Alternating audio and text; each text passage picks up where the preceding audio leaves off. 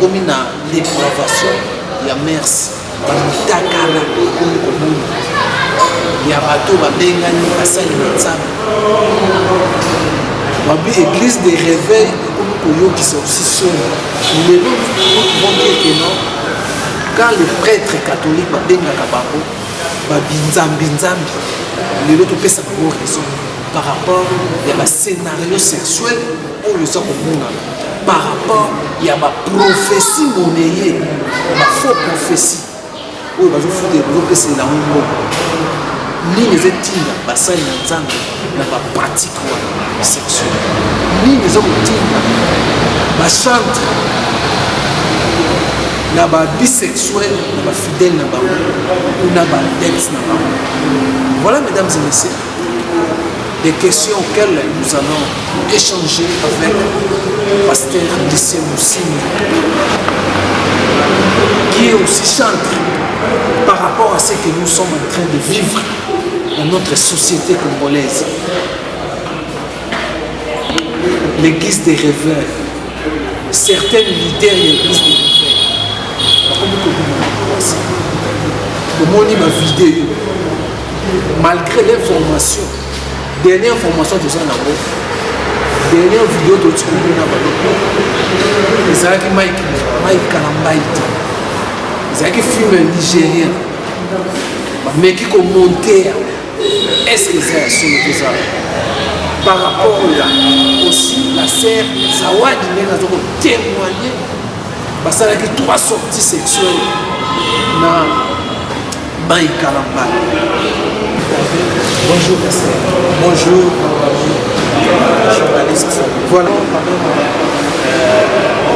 Le scandale des églises de Ravel, une génération stable, une génération préparée qui tomber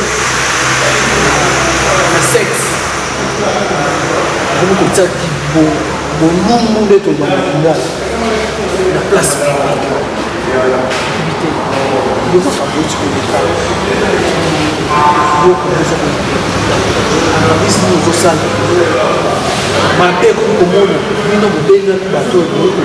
les société congolaise.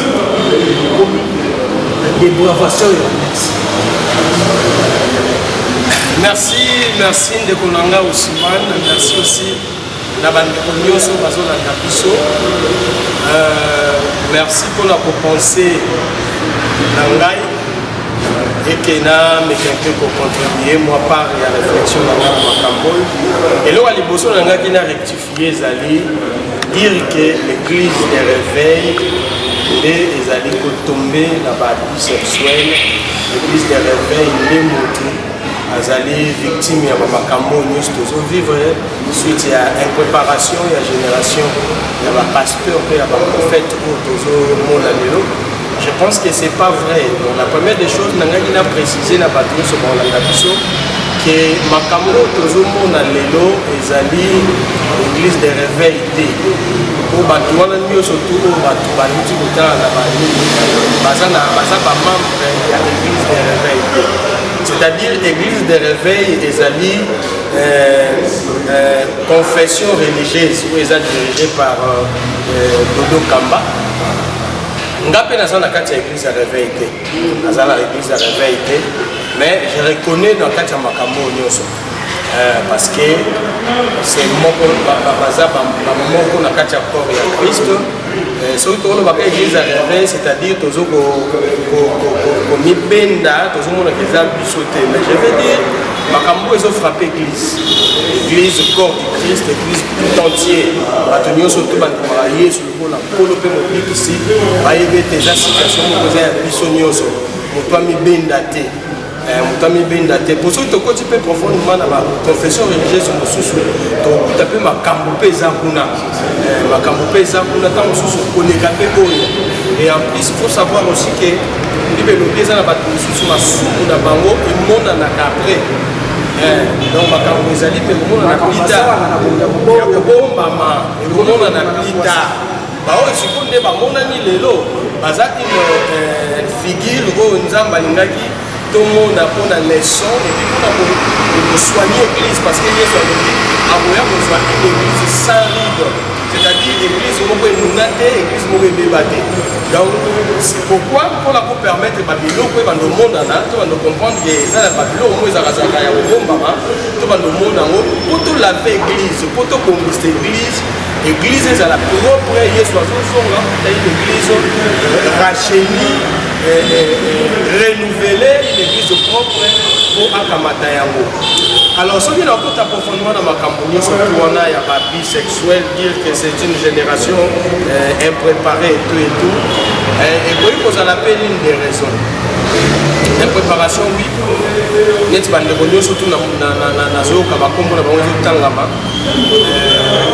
Na yebite na vana bangote na zape da proche na bangote na tala rompeka na TV to peto kuta na kaparazarma na yebi pena ba formation bazuite na yebi initiation na bangote nani a préparer bango na format bango.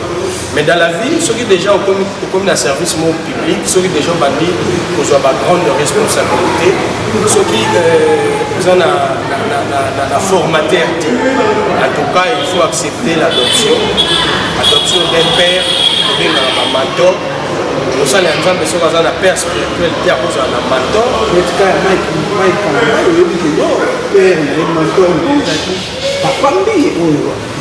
oui papa mbi azali qui père spirituel au moment où père spirituel ce qui avant la mort ce qui pas après la mort je ne sais pas moi mais au moment où père spirituel azalité il faut au Lucas un mentor ce que vous avez un mentor babilo le pas à boyer mentor a pour redresser mentor a chargé à conseil et discipline pour ramener mutu na moi ba makambo esengeli ezala babiro surtout ça n'est pas si makasi ça n'est pas si église nyonso les a bouchés c'est pas seulement l'église à réveil même il y a des églises indépendantes même des églises du Saint-Esprit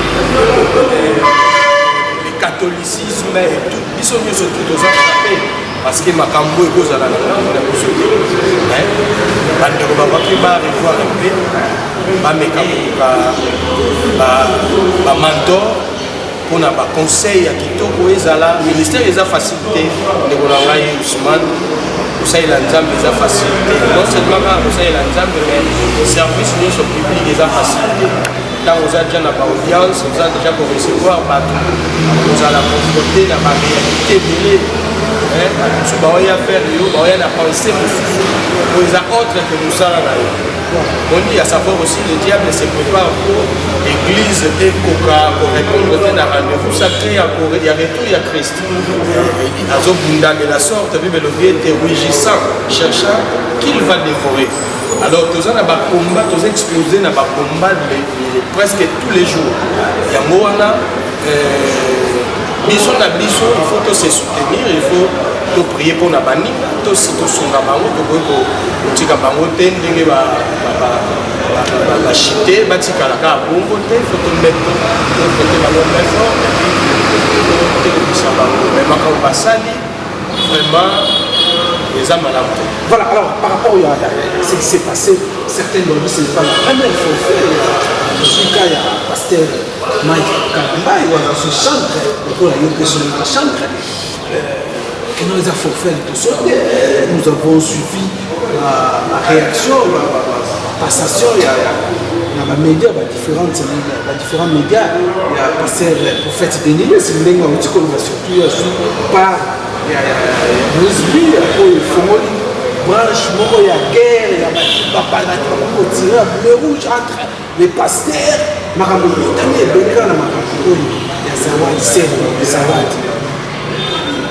Mike Karamba, il y a aussi.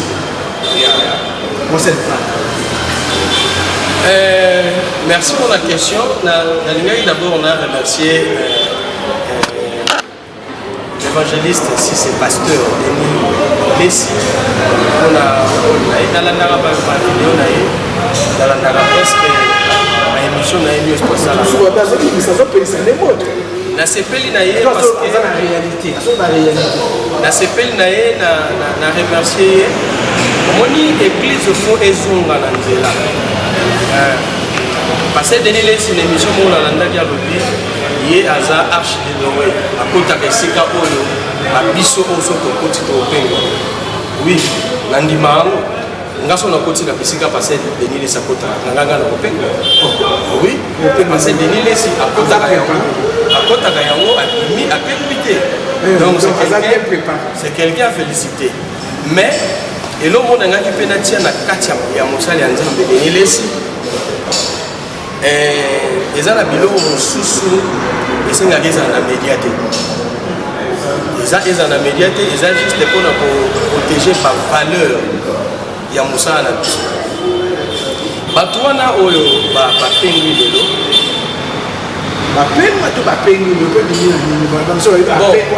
Na yebi pena makamango pena bien te pour na confirmer que ba pengwa te na ozala moi so momi mais ndenge na landi nayoki ndeko moko ye moko ami réservé à sengi afanda nango asala te et tout dans conscience et sali qui a comprendre que atamboli mabe ngala ça va attendre sur réaction ezala awanga ne tout et tout ben oki que à se mettre à côté c'est que consciemment yebi que asali kamwa donc on a passé de l'élève à sa moi modéré à sa moi modéré voilà ça me modéré pour protéger l'église. Vous savez, les professeurs religieuses, c'est créé pour protéger parce que les habits, ils ont presque partout. Côté nous sous ma bezali, ma bezali, mais ma tubaye bine ba pour protéger. Ce qu'on s'approche, on va que ah pour les camouissami.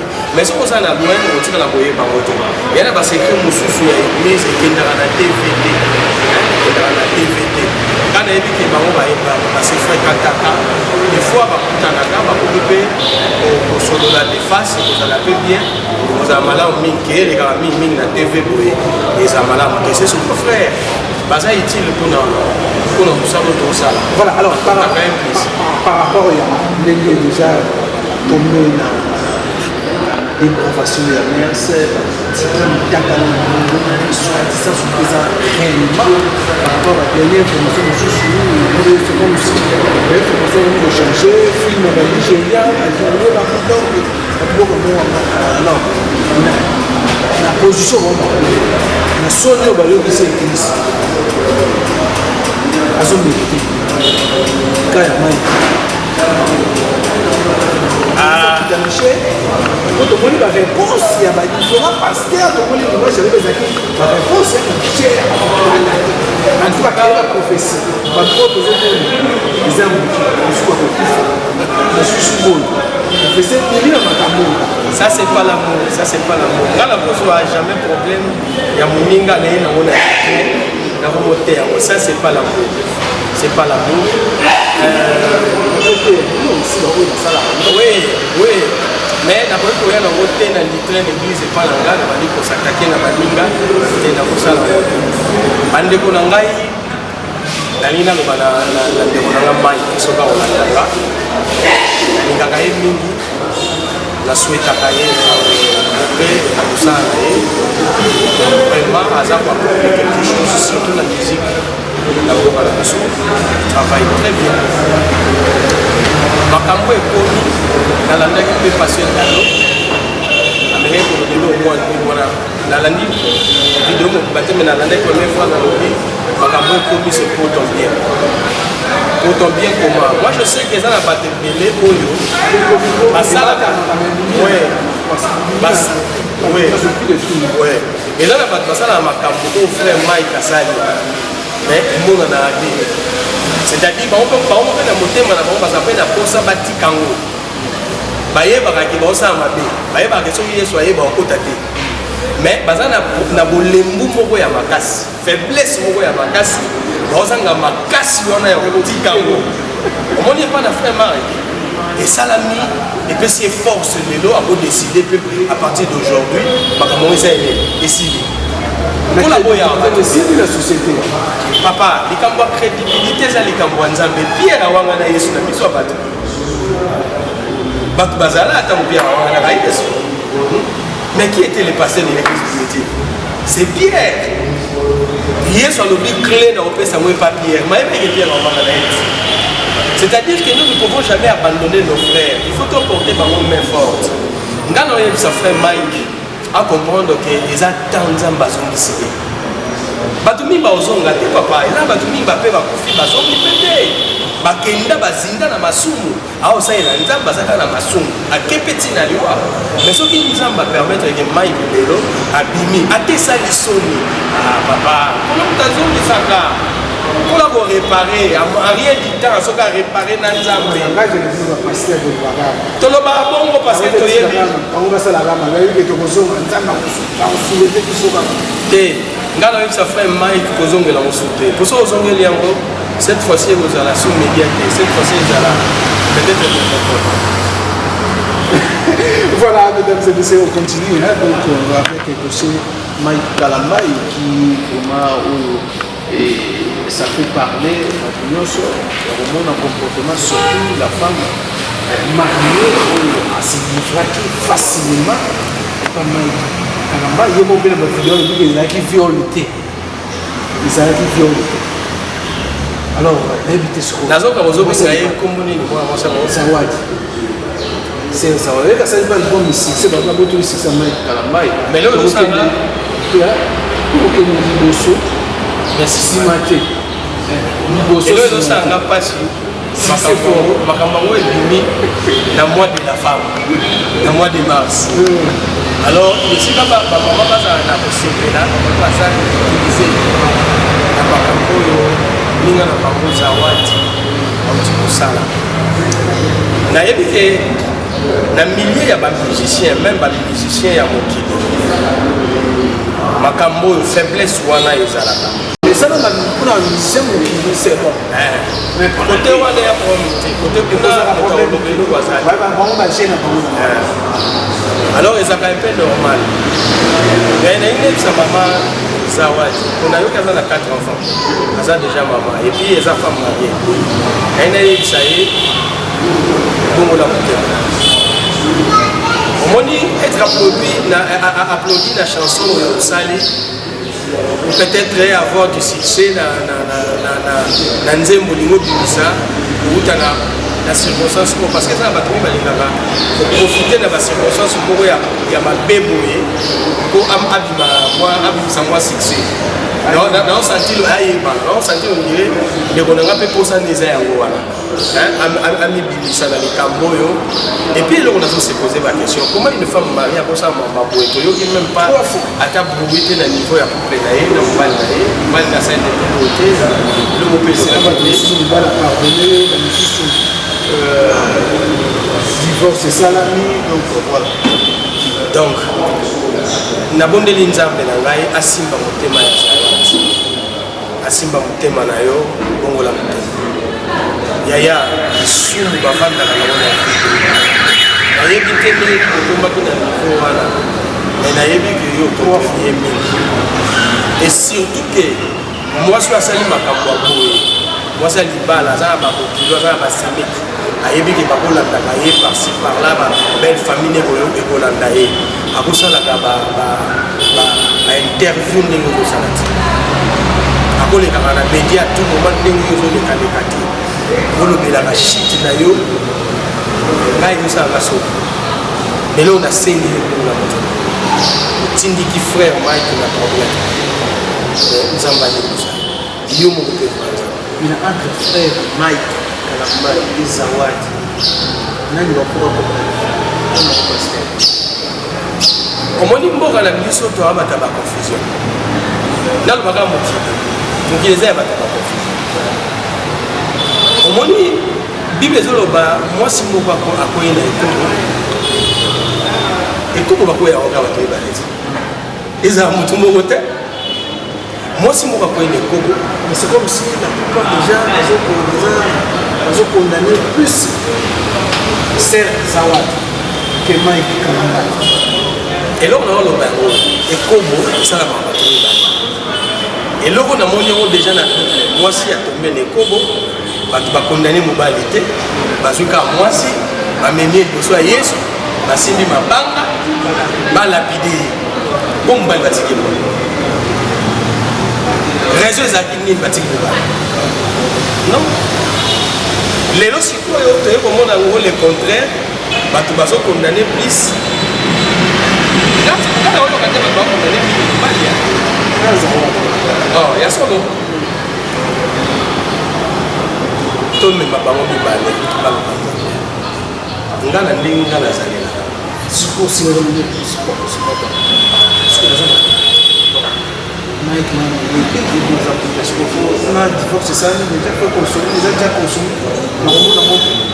nakosenga mobali oyo andima mwasi na ye na carrière na talent ya musicien asoutenir ye apardonne ye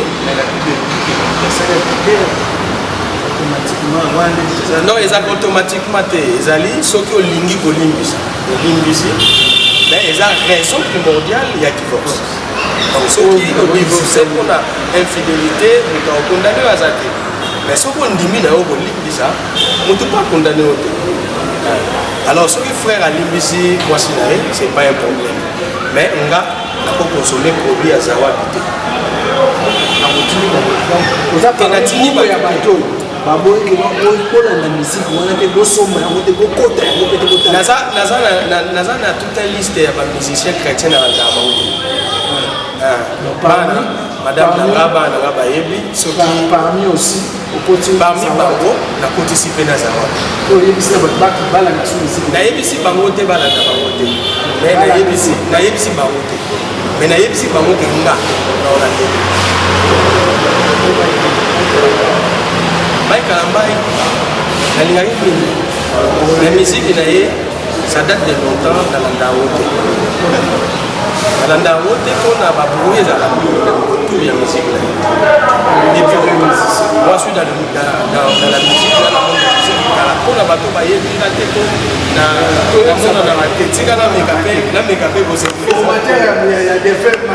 voilà. Ce qu'on a dit dans l'ancienne émission de Marie Missambo, il s'appelle que la route dans l'orchestre Chalon. Donc, na suis Marie Missambo, maman Lekinaye, Suzanne, l'église, il y a pasteur Jean-Noël Fomba, sans fil. Premier son de guitare où Marie Missambo a posé voix naïe.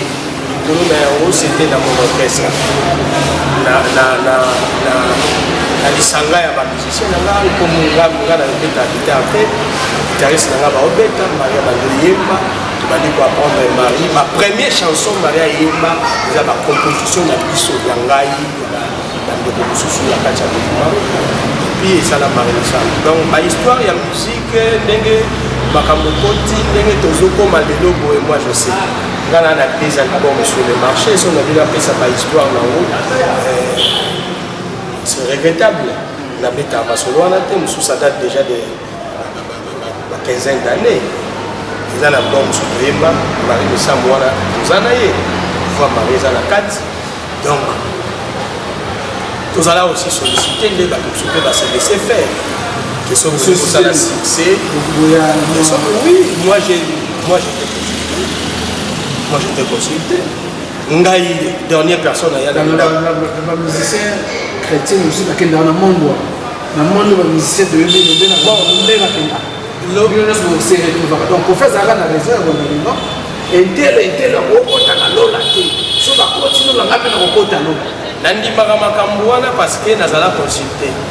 Dernière personne, c'est un féticheur, Autaki qui me pensait que le colonel Noyan n'a pas Ayebisingaï, ba offre naïe, Ayebisingaï, meni naïe, celui qui a accepté, non, ça succès dans mon cas.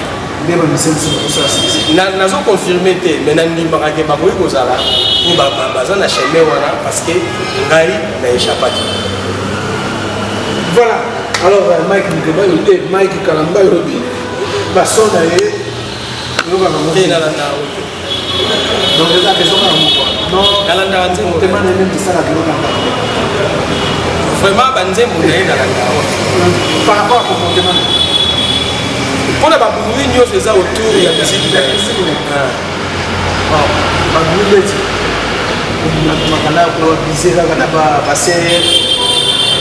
bato baolanda biso bayebi makambo ebele tolekanga omoni eloko moso ida osinteresaka nango te oza déjà fou ozoyeba so eloko te mais bato mi baza wana bayebi. Voilà, alors pasteur, je continue de parler sur la prophétie à l'hôpital. Mais les côtés de la carte, ils vont bien un prophète en Zana. Pour ce qu'on a dans la vidéo, un prophète bisexuel. Nous sommes un prophète à coopérer Nika. Nika, moyennant 15 000 francs. Je suis en train de voir quelque chose et Dieu va te donner je vois dans ta poche. Je vois dans ta poche. Je suis en train de voir un noix. Le noix de... Hein? Le noix de palme. Ndika, et ça? Noix de palme. Non, Simon. Ozana ndikana singa ya mwindu. Tu as un fil noir et un noix de palme. Yakanango. Viens avec. Cette fois-ci, ils ont eu Dieu Vala. Au bien qu'on a prié dimanche. On a prié dimanche pas la Yohana. Mais nous avons tout dit na Yohana. On a tout gagné nous on a dit. On a eu tout gagné bon côté. On a eu tout gagné que nous avons les réseaux sociaux. Mon maïoka. Tout comme ça que nous famille na makomo inanga pour la makamio comme pour la makamio lobi. Omisi ba nyoka ngazandoki nazabuye nabuye tout comme ça. Ngana yo tout gagné nous on a dit. Soluki otuve société makambo ou en défaut na kobenga papa molele malema na kobenga ndokoleze na kobenga denilesi akoya po ademati bino neni ofaka neni mosaka abenga ebi mongo pe na zongo te na lebe mongo na te na tiko lie mongo na tamuke te bomisana na basaki na banini na babiloko belebele wana tete na yena mukumata Papa Joël Francis, Lucas Social Mamour était le pasteur de l'église. Son société était le pasteur. N'habité comme la moni basaki, la moni biloko beli, la moni makambo beli, ngana yi na ngote. Papa Joël Francis, na obenga ndeko les na obenga les obenga Molière, na obenga Deniles aouya place wana. Et puis moi on paye 15 000 francs. La tire au lien on a 15 000 francs. Moi on peut ça rabattre na yo, ba on peut ça rabattre pour ça dire pression après on a sécurité na on comme moi na fait ici na ça malayo et ça malam.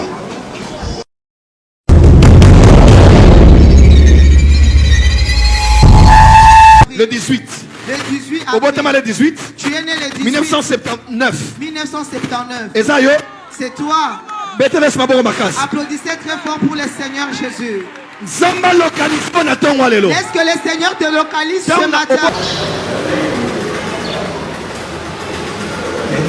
Comment nous avons phénomène? Nous avons l'église commune à dépravation, la messe, et nous sommes fidèles, ma commune à douter dans la scène. Merci, messieurs les journalistes. À propos de ma prophétie, il y a un point important pendant que dans zone Obawa, les alikambo ya père spirituel na maton. Mutuana na une communauté, na autant de communauté. Mais le problème est ça. Mais question d'un Joël François, c'est vrai. Ok. C'est une question d'un c'est qui son père spirituel? Tata n'est pas mon moisa, tant ma campagne de niveau. On a père spirituel. On a père spirituel avant de commencer. Tata n'est pas ça. Tata n'est pas mon niveau, tant ma campagne de deuxième moment. Mentor na indingo lotanga wana ipare que mentor na yazo sala nini par rapport na makambo bandeko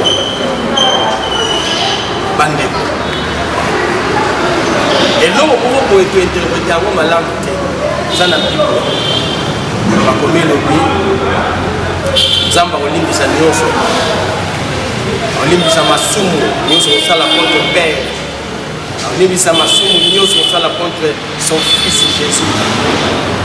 Mais blasphémer contre le Saint-Esprit, tu ne seras jamais pardonné. Lorsque vous côté ici, vous la sacerdoce, ça c'est le lien du Saint-Esprit.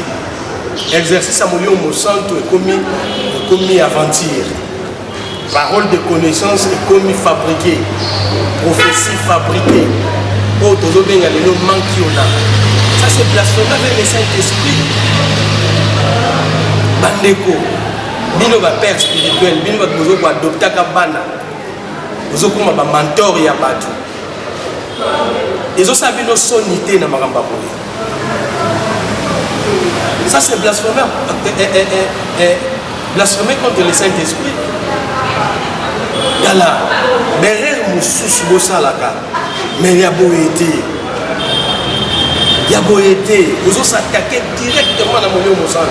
Parce que ce qu'on a dit dans ma commune, les dons de la prophétie viennent du Saint-Esprit. Les dons de paroles de connaissance viennent du Saint-Esprit. Et lorsque Bino dit, vous kamakamakambouana, vous savez, on a forme dans Bino.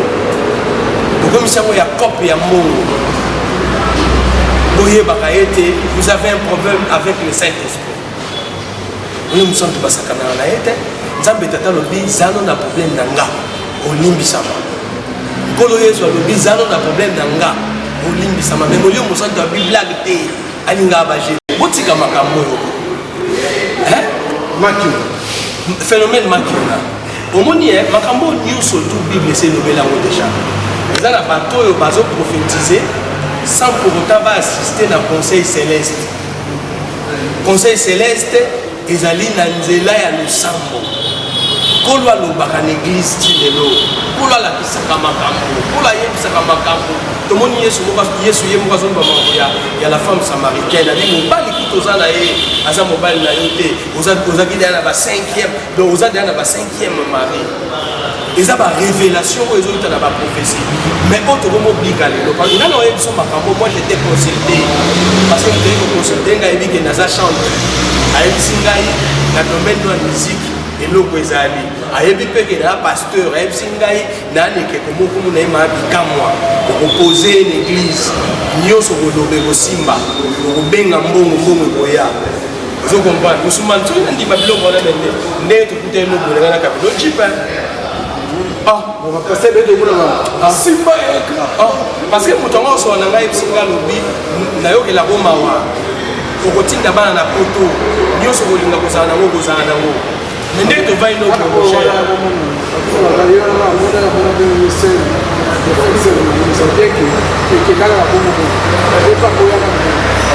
yango nayebisa bandeko nayebisa bino kolo yesu azozonga oyebi eloko yesu akosala 7 fois là ekozala très différent na oyo asalaka na temple akota na synagogue akota na flue bible elobi ashikota bato ashikota nyonso akuta wana fimbo ezoya bato otika bavantir otika biloko kosala ti pourquoi bokoki koinstalle magie na kati église et pourquoi il faut kosalaka bamakiona non c'est pas la prophète de l'île c'est parce que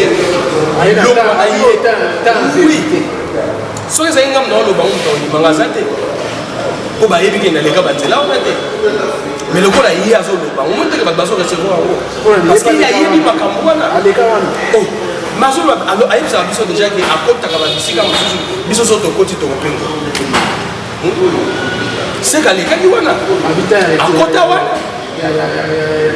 repentance pour vérité c'est le moment bandeko botika makambo